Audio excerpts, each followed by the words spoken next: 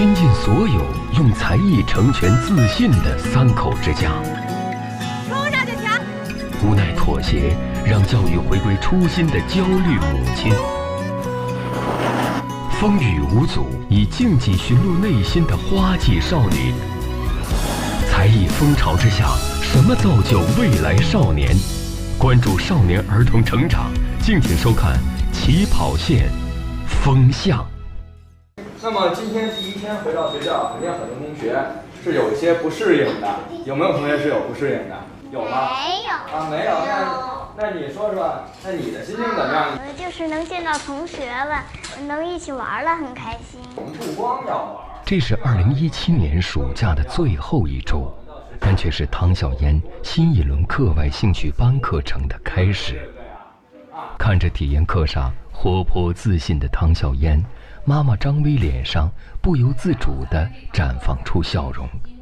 她心中已经暗下决定，要让女儿继续参加这个逻辑数学兴趣班。那咱们这个课是多少钱啊？咱们是一学期的话是2880，咱们是2年级，2年级的孩子我们设置的是每一次课3节课。哎呦，我特别想报这个班儿，但是就是，给点优惠吧，因为我这个月真是一开学我报了好多班儿，这么语言类的，还有其他的什么艺术类的，这样好多班儿，但是就是，觉得这样就超出我预算了。从2岁开始，汤小嫣上过的兴趣班已经有10多个，几年间的花费也已经超过20万。对于只靠丈夫一个人收入支撑的家庭来说，日子并不宽裕。然后再上一个体育课，然后呢，体育课过后，我就把那作业全一股脑儿给写完了。啊，都写完了呀？都写完了，就差读书那个小蝌蚪找妈妈，但是我已经读书了。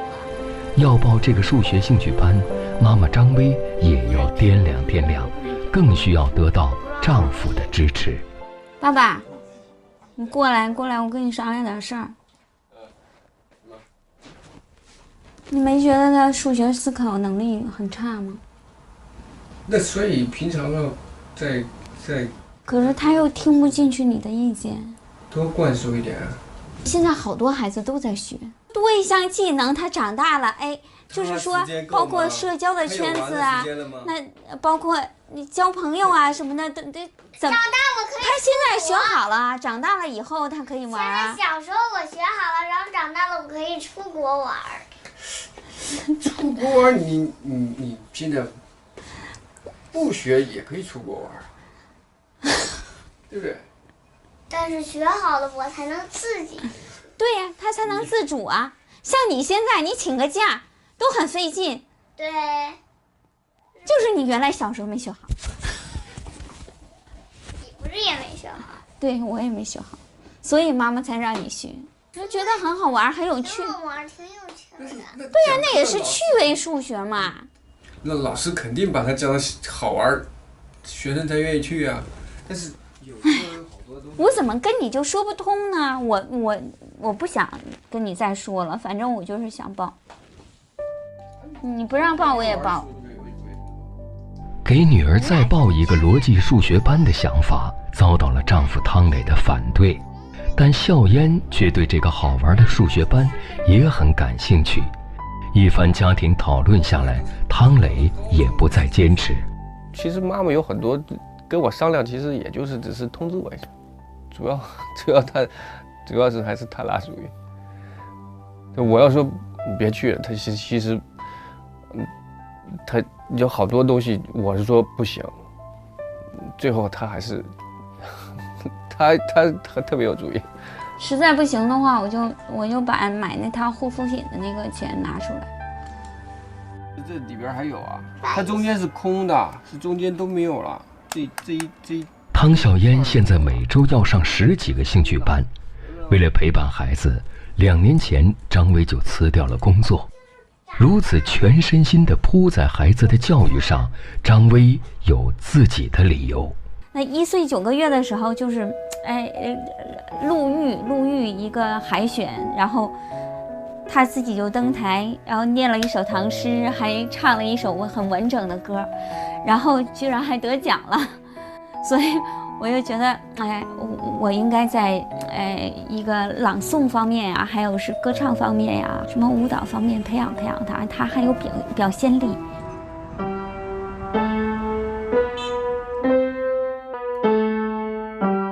这次偶然的经历让张薇看到了女儿身上潜藏的天分，她要抓住每一个机会来培养女儿。从2岁开始，汤小嫣就开始上钢琴班、朗诵班、声乐班、舞蹈班，兴趣班几乎伴随着汤小嫣此后成长的每一天。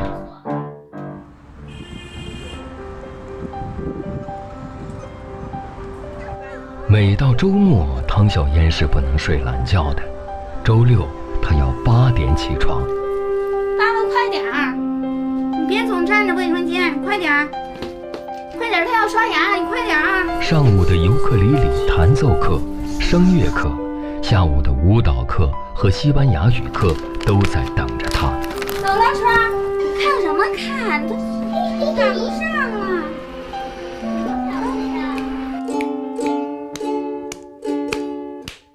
哒哒哒哒哒哒哒唱 What you see me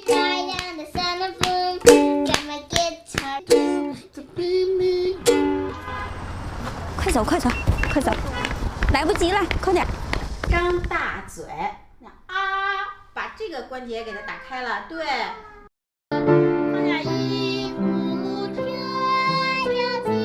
你在家吗？我们回家吃饭。你怎么又不在家呀？我指望不上你。行了，好了，就这样。单人套餐和玉米发糕。对，快点，到点了。老师都该急了，快点，等车去。快点，来车了，快点。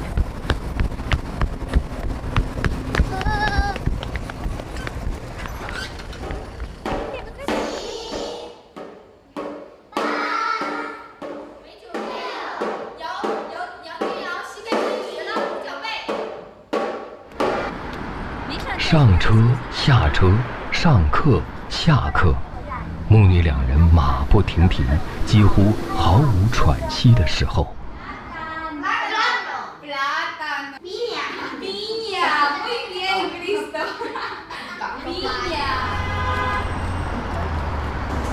你觉得这个孩子上的班多不多？我们不是多的。因为我知道的就是我的朋友或者是他的同学什么的，从周1上到周日很多。小嫣为什么要上这些兴趣班？我觉得从小培养出来的那个兴趣是要靠家长的。然后再有一个呢，就是说，他学这些东西长大了还是有用的。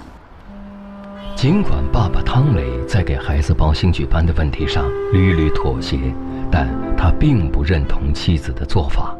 他觉得周6日孩子都要去上课，比平时上学还忙，这样跟风去上兴趣班，反而会让孩子的童年失去色彩和乐趣。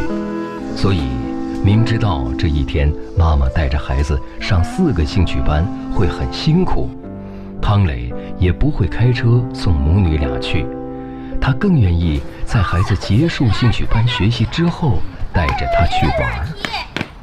小心点儿。就知道你付出很多，那个孩子，但是这付出那么多，还很小，多玩会儿。多玩会儿，你知道人幼儿园就开始学了呀，咱们还算学的少了呢。没那必要。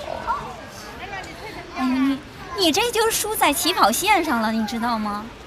没说不培养，我说没有必要那么苛刻。你知道人家都上多少个班吗？那他们去上呗。那你不上你就落后了呀。我为什么落后？我现在通过你去一个班有多少个人说谁学钢琴了都举手啊？我告诉你，我现在有一个我一个同事，谁学画画的也都举手，你知道吗？这个是被这个叫什么别人影响了。小女孩做一个什么，学一个什么服装，学一个什么化妆就可以了。9，然后1，减2，6，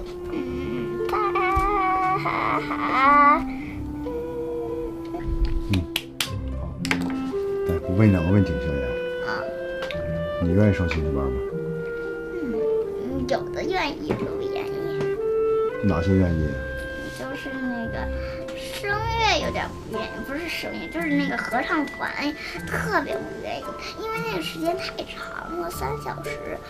那个但是西班牙语课好玩，3小时指日得好玩，还能涂色什么。你不愿意上，你跟你妈妈说过吗？我不敢跟她说，因为她会违抗我。3、2、1。怕女儿输在起跑线上，这让张薇像很多焦虑的家长一样，义无反顾地用一个个的兴趣班来培养孩子走向优秀和完美。沙发上，星光下，爸爸和年幼的女儿一起笑着读着。爸爸老了的时候，你也给他读书好不好？这份坚持与付出，张薇希望丈夫汤磊能理解。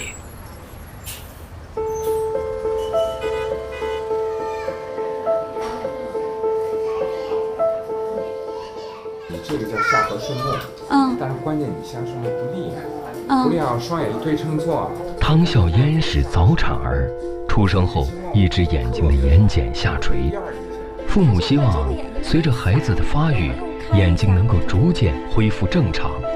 然而，直到现在，笑嫣的眼睛还是没有好转迹象。大夫告诉夫妻俩，再不做手术，就将错过最好的治疗时机。你这孩子太复杂了。对，我就做好准备呢，万一有问题，大点给你做2次，如果做完挺好的，咱就不那什么了，这边少。夫妻2人决定让汤笑嫣接受手术。手术风险大夫都跟您交代过了吧？对，然后您帮我签个字这边。我害怕，我特别害怕。没事，这慢慢来吧。现在1个半小时怎么着，还可能还得等1个半小时吧，估计是。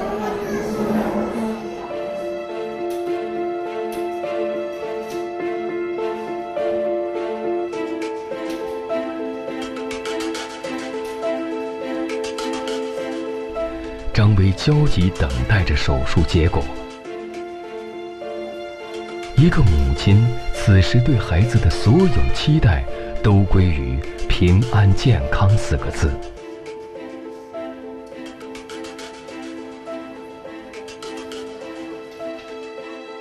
汤磊紧紧握住妻子发抖的手，5年来在女儿兴趣培养上和妻子的争执，也许此时他有了更多的理解。我觉得妈妈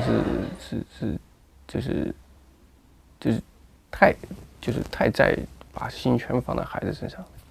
其实她应该也考虑一下自己，对吧？自己，不光她的生活不光就是孩子，还有自己。想喝水吗？待会儿再喝，行吗？你想睡觉吗？当时出来的时候，我就想，就是只要一切顺利，手术成功，然后平安快乐就好。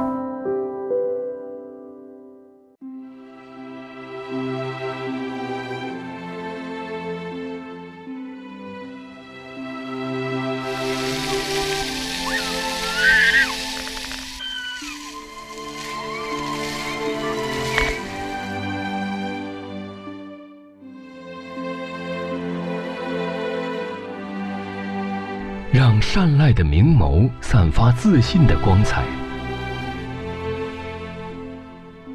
让才艺成为女儿飞翔的翅膀。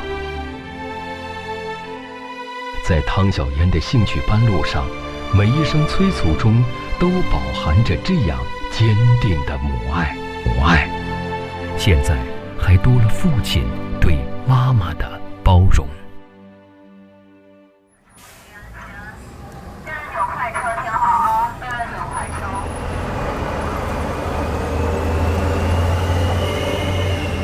每个孩子生来都是天才，这句在教育界流传多年的话，被众多望子成龙的家长们奉为圭臬。他们一方面循循善诱，希望孩子的天资能够早早脱颖而出，唯恐一颗未来之星埋没在自己手中；另一方面，社会上不断涌现门类丰富的课外兴趣班，也在不断延展着家长们关于全才少年的想象空间。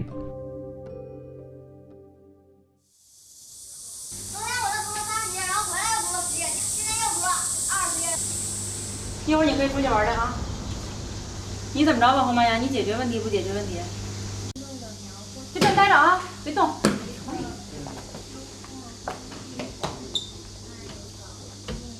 今天那个调查，你读你的，抓紧时间，你别理他啊！一会儿你就玩去，他就在家待着。我的行了，他们人我的数学老师你长什么样啊？7岁的侯玛雅是个有性格的孩子，在学习问题上没少和妈妈马丽丽对着干。10岁的哥哥侯马龙同样也不让妈妈省心。为了让这2个精力旺盛的孩子多一些磨练，也让他们多一条可选择的路，马丽丽尝试着根据孩子们的喜好给他们报兴趣班，街舞就是其中之一。手绷着劲，那手指头绷起来。开始。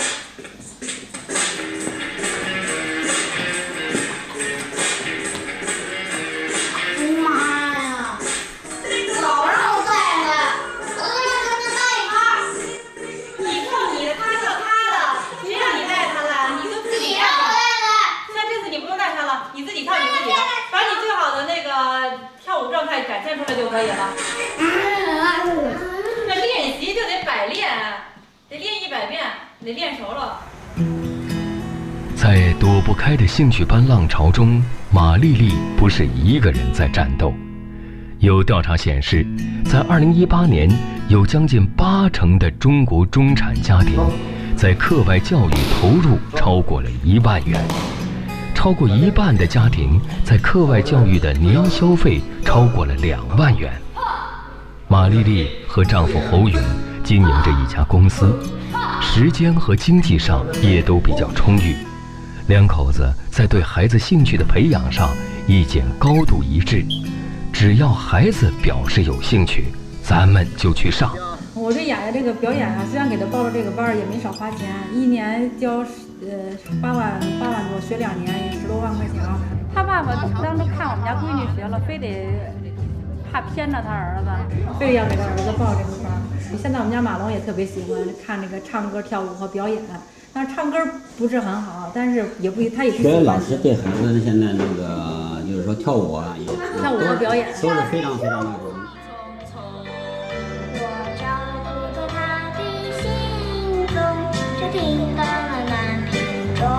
上个世纪70、80年代以来，随着开放的大门被打开，独生子女一代的家长们愈发重视孩子的教育问题。40多年过去，这批当初也备受期待的70、80后们，开始把希望寄托在他们的下一代身上，希望他们能够在更为激烈的全球竞争中有着自己独特优势。而社会上各种娱乐化的价值倾向，门类丰富的兴趣培训，也在不断丰富着家长们关于才艺少年的想象。尽管街舞是兄妹俩自己的选择，但是对于父母的满腔热情和良苦用心，还在贪玩阶段的他们并不能够完全理解。眼看再过2天，他们就要参加培训机构特意组织的文艺演出了，可是兄妹俩人并不着急。我刚待会儿再玩。不要不要，赶紧的，快点。我打完这一关。不行。我打完这局。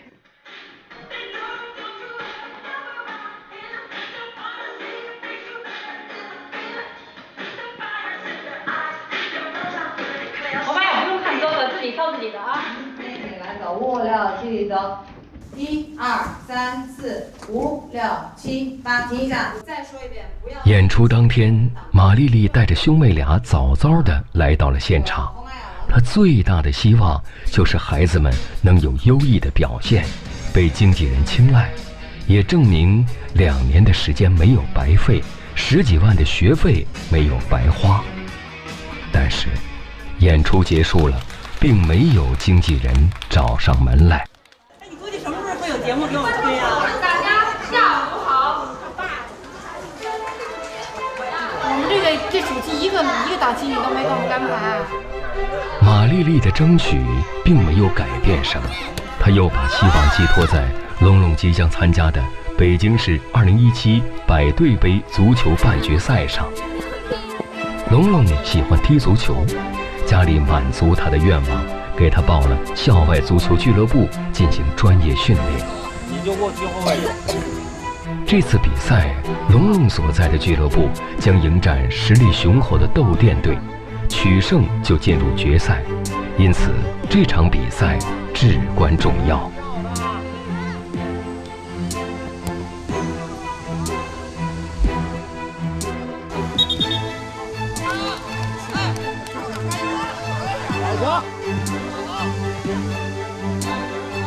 往前来了，龙龙往前来，先抢，冲上去抢。好球！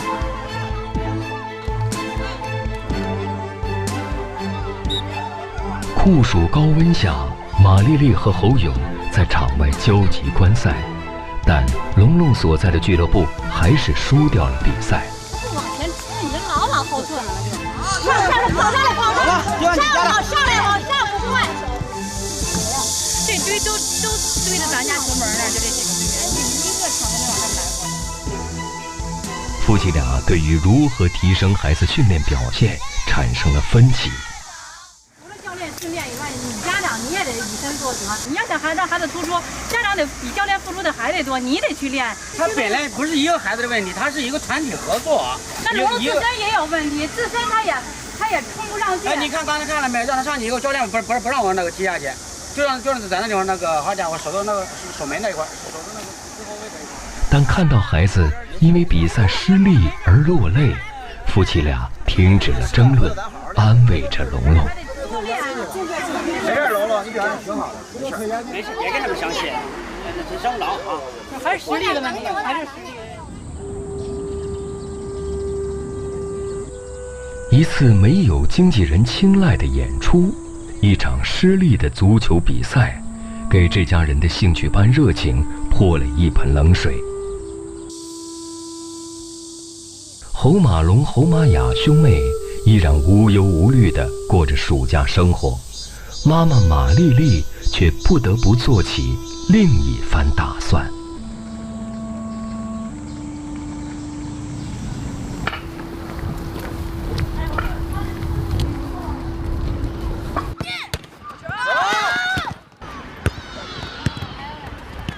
你说就咱们这个俱乐部像侯马龙这个水平，就继续在这儿再练2年，那过几年呢？其实龙龙再练2年，然后你可以给他送到一个就是像国安青训是那种的，就是每天全天的训练，每天都练，然后上午学习，下午训练。但关键是您得支持，然后就是得他喜欢，能坚持，最主要。反正现在这孩子是目前他喜欢。但是那不能因为这个耽误学习啊。那边也可以学习，但是学习也一定要跟上嘛。首先孩子天赋是有的，我们一步步看。如果说孩子表现的这个未来以后这个能力特别超强的话，我们当明星当童星不是不可能，完全有可能。转，嗨！尽管足球队的教练还有演出公司的经理都向马丽丽传递出向好的信息，鼓励他继续让孩子们把兴趣坚持学下去。可是，面对马上就要上4年级，学习成绩却开始下滑的儿子，因为我1年级到3年级学习很差，然后呢，写完作业我不等妈妈检查完了，我就开始吃饭，吃完饭就出去玩，很多学习的时间都浪费了。面对因为上了兴趣班而经常无暇做作业，被老师多次批评的女儿，有作业吗？有。写吗？不想写。为什么不想写？没意思。夫妻俩还是做出了最后的决定，不得不帮他那个有2个兴趣班先暂停。龙龙其中说了一句话，说妈妈爸爸，我现在我帮那个其他的兴趣班，我这个比如说这个影视这一块我学完，街舞学完了以后，我就不学了，我一心把这所有的功夫放在学习上。这孩子很懂事。3、2、3、4、5、6、7、8。减少了他们那个几个课外班，比如说游泳班，还有那个武术班，都停了。然后足球呢，就主要让他以学校的足球为主，俱乐部的足球也停了。我内心深处的想法就是，他小的时候，你就是，你可以就是按兴趣发展，然后随着他年龄的增长，你并不要让他认识社会。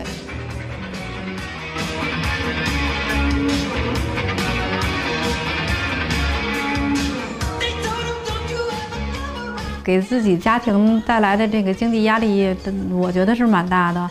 虽然说没培养出什么太优秀的这个成果来，就或者是我连他们俩，在我认为就是投入和产出比是，太不及格的这一个投入产出比。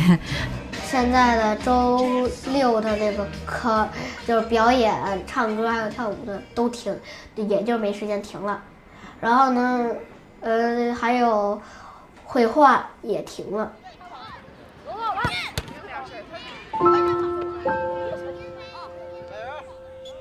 有点难过，也有点开心。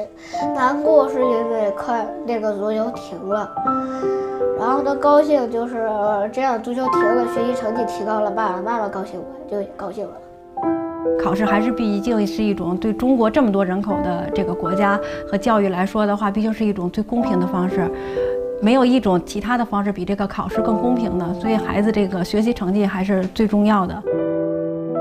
这么慢，这么半天就做这几道题，还老做错，口算还老做错，怎么涂呢？你得做快点儿，要不你到时候下周2考试还有几天呀？明天、后天、礼拜1里边还有2天，考试试卷你都做不完。我做得完。这口算你都做不完，你说这试卷呢必须得用口算，你要老找算题纸，老慢呢，那卷子都做不完，怎么能考好成绩啊？抬高点眼睛，加油！妈，你过来。这手机别老放这儿啊！我没放。学习的时候就好好专心致志啊！侯马龙、侯玛雅兄妹将暂时告别校外兴趣班，专心学校的功课。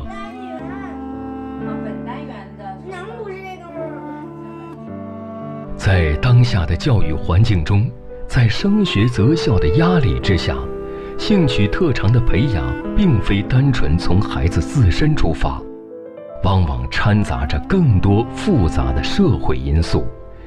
家长们希望通过拼娃大战为孩子们未来人生添砖加瓦，但却让孩子们的童年不堪重负。到底什么才是适合孩子的兴趣？兴趣培养的价值到底是什么？也许家长们应该像滑雪女孩林子熙的父母一样，把这个选择的主动权交还给孩子。上小学6年级的林子熙从10岁开始接触滑雪，短短2年的时间，他就已经从业余爱好者成长为大小滑雪比赛的参赛选手。这一次来到崇礼进行突击训练，他的目标很明确，要拿下即将开赛的京津冀旱雪系列赛总决赛的桂冠。距离北京200多公里的崇礼，是华北地区的滑雪圣地，也是2022年北京冬奥会滑雪比赛所在地。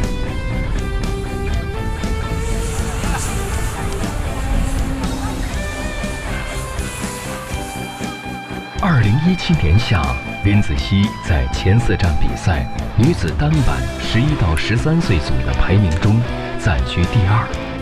为了在女儿夺冠之路上站好每一班岗，林子熙的爸爸妈妈给她专门请来国家队的教练进行最后的突击训练。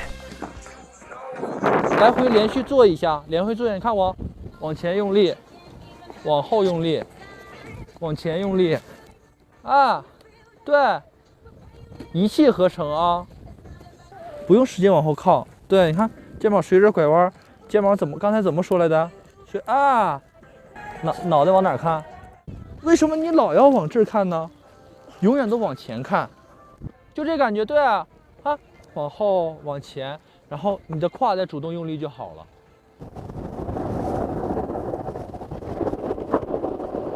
对。啊，对，因为最开始滑雪嘛，我们一开始也就是在那瞎滑嘛，也没有什么目的性。后来就无意中参加了一次比赛，然后西西取得了一个还算不错的名次啊，他就觉得希望自己在这方面取得更好的名次，然后就会在滑雪方面投入更多，然后更刻苦的去训练。这个我就觉得滑雪给他带来了一个特别好的一个收获，我是觉得最大的收获就是他知道了自己就是付出就能有回报。林子熙身高腿长，平衡能力好，很适合单板滑雪这项运动。但要想在竞技体育的路上走得更远，仅有天赋还不够，他需要付出更多的苦练。2年里，雪场、家、学校3点一线，几乎成了林子熙生活的全部。人一生中要干的事情很多，我觉得学习就我指的是纯文化课的学习，应该一定是人生中的一部分而已。你不在小的时候就建立起这么一个去培养自己就是这种兴趣的习惯的话，那你要到什么时候？你要到了20、30岁，我觉得是培养不起来。你小时候就应该有一个对世界任何东西的那种好奇心，这个不就是我们所谓的这个兴趣的最基本的东西吗？如果一看没意思，不想尝试，那个没意思不想尝试，那我们人类是怎么发展的？我们人类的发展其实就是核心动力，就是因为好奇心或者是想去尝试的这种才去发展的嘛。挺好，刚才现在前刃基本改差不多了，就差后刃了。往后，你往后转，往后转，对，再来一下，你看对，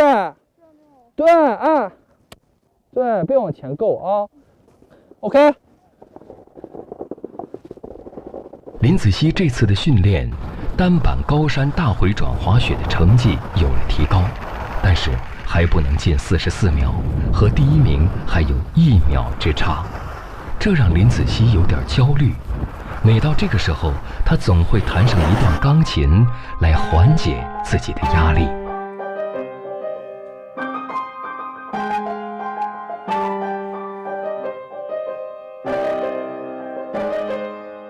林子熙7岁开始学习钢琴，5年时间拿到业余钢琴最高等级证书，但这个过程却并不顺利。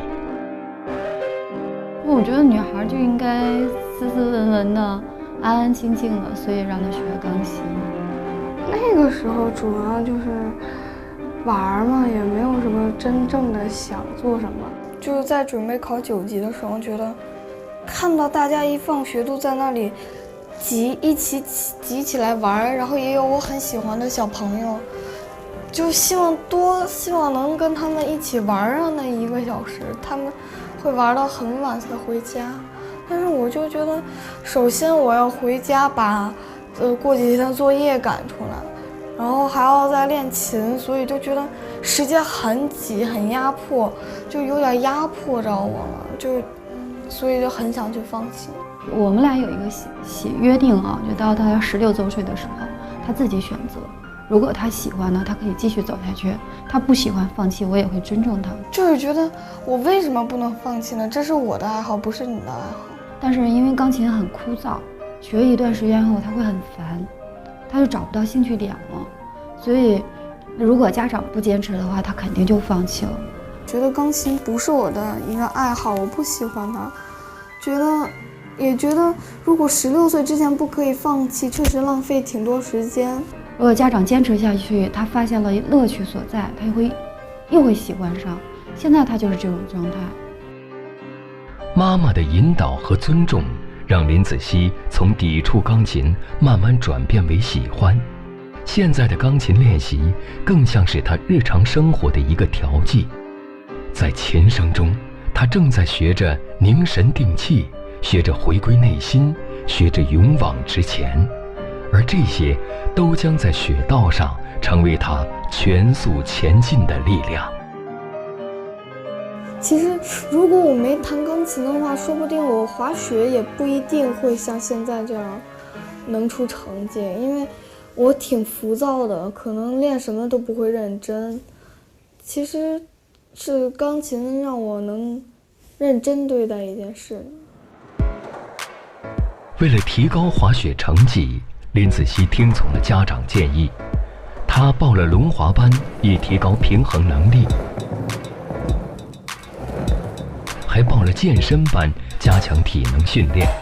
来，手好，先放，肚子微收紧来，往下蹲，往下蹲，屁股往后坐，屁股往后，屁股往后，对，屁股往后。特别是报了旱雪班，每周2次在滑雪机上进行训练，以熟悉优化技术动作。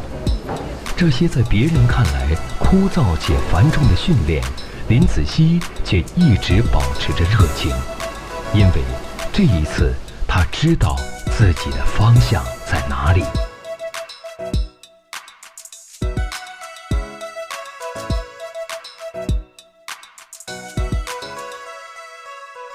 面对小升初最后阶段，怎么兼顾学习和滑雪？怎么能提高训练效果，在比赛中取得好成绩？林子熙也给自己做出了安排。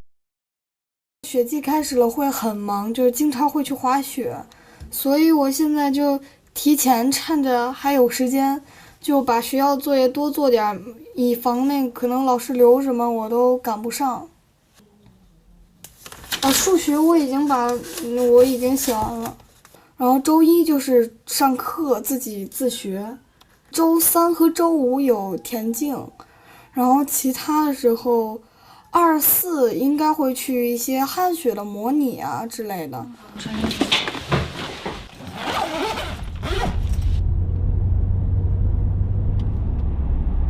被各种训练武装起来的林子熙马上就要参加比赛了，可就在总决赛的前一天，在仔细训练的时候，他的爸爸却突然发现了一个非常严重的问题。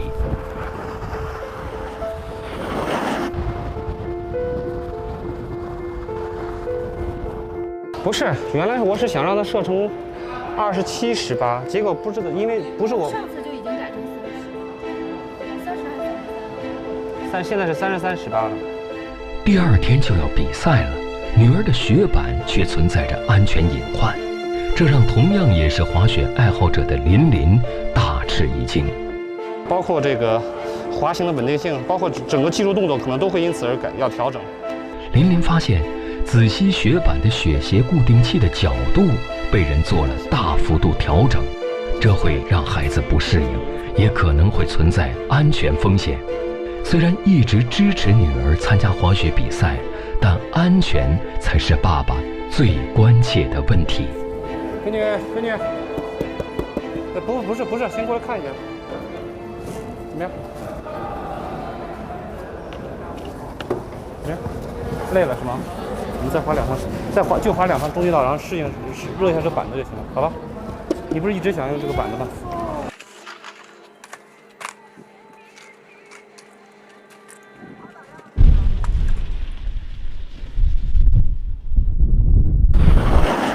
这板子怎么样？长是吗？什么意思？什么叫长啊？就是最近我出的吧。那个换刃的时候会吃力是吗？嗯，那其他稳定性觉得怎么样？一会儿再试一下，再看一下稳定性。那角度现在角度怎么样？角度可以是吗？好，先弯稍微大一点，我会在你后头了。如果有雷的话，尽量帮你扛一下了。好啊。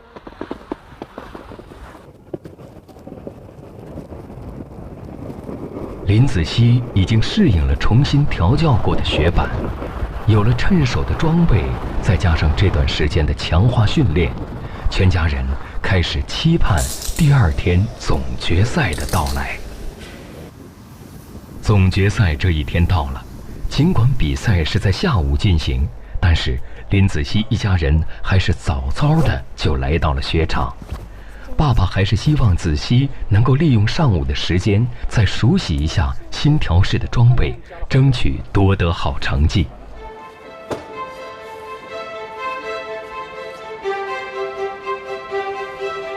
好好拉板子，一定要做热身，别忘了啊！在比赛开始前，子熙的妈妈做的最后一件事是请专业人员给雪板打蜡，这样做能够提速达到2秒钟。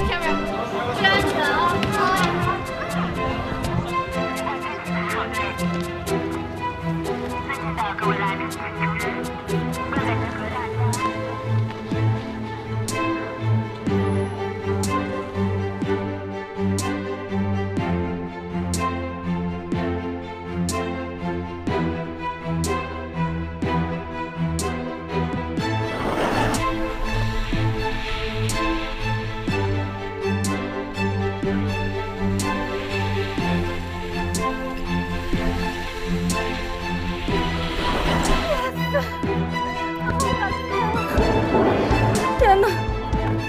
我去找他去，没事儿。我闺女完赛了。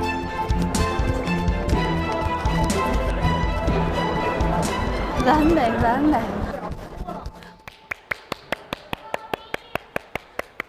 你看了？你看成绩了？没有，那个何雨桐告诉我的。何雨桐告诉你的？他怎么知道的呀？我是第一吗？有可能。我要去告诉，我要去把手套还给师傅。来，妈，帮忙吧，来吧。林子熙如愿拿到了全家期待的冠军。在白雪茫茫的赛道上，他也许没有时间关心结果，但他唯一确信的是，他的未来并不会止于这一次胜利。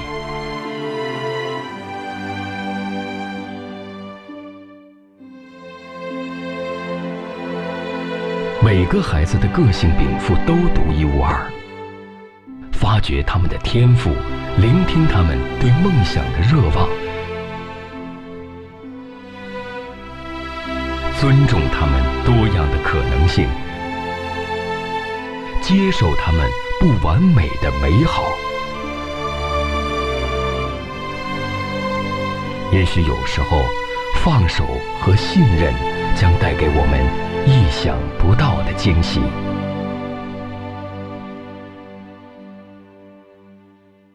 低垂的花苞紧紧抱住自己，要遇上春风，要沐过春雨，盛开的时候，人们才知道，那有千层般的花，原来就是你。成长的长路，起点在脚下，不论走多远，也不该放下。请不要停下，别轻易回头啊！若觉得累了，就轻声歌唱吧。